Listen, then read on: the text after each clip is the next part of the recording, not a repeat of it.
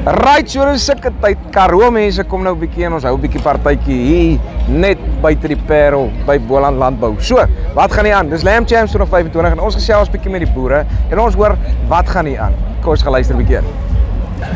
Maar Willem, hoe gaan dit met jou? Nee, goed. Lekker in die Boland bietjie. Ja, nee, ons mense besef nou weer die wêreld is klein. Soos jy ken my neefies en ewe skielik is dit nou maar net weer lekker. En dis eintlik wat Lamb Champs maar lekker maak. Net so, nee, dit bring bietjie die boere bymekaar, bring bietjie vriende, familie bymekaar en ja, dis 'n lekker dag op Braaidag, Erfenisdag. So ja, wat meer wil 'n man hê?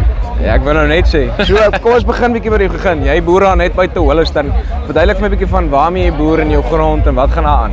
Ja, nee, ek boer daar buite Holliston, so tussen Holliston en Vryseburg, Dorper, Witdorper boerdery.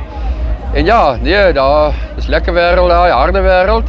Maar ja, geniet dit baie en ons is 'n lekker uitdaging. Ek sê altyd dis die dankbaarste grond in die wêreld. Hy kry so 'n bietjie en hy groei so baie. net so, nee. Hy is min tevrede daai wêreld. 100%. En kom ons kom 'n bietjie terug by Lamb Champs. Wat het jou laat besluit om in te skryf en deel te neem aan hierdie aksie?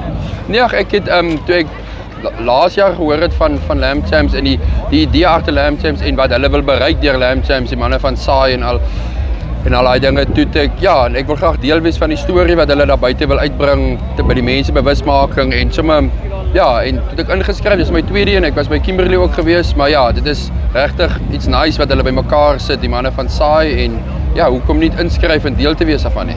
Hoor jy, ek sien jy het nou klaar skaapkop geëet. Jy's 'n killis om net ietsie vir die keel te kry om al daai vet af te werk. So, ek gaan jou nie verder besig hou nie. Dankie vir jou tyd en hou die blink aan bo. Baie dankie man, lees, net om. Right, so op die ou einde van die dag is die skaapbedryf is 'n baie klein bedryfie, 'n baie nou bedryfie, maar 'n baie groot bedryf. Daai het glad nie sin gemaak nie, maar vir die mense wat sou verstaan. So, op die einde van die dag, daar is nog een oor. Ja, daar's nog Nampo Alpha. So maak seker jy kom draai, kom bou 'n bietjie daai brug tussen jou en die boer. Jy verstaan waar kom hierdie vleis vandaan. Dis vir ons spys, oor en uit.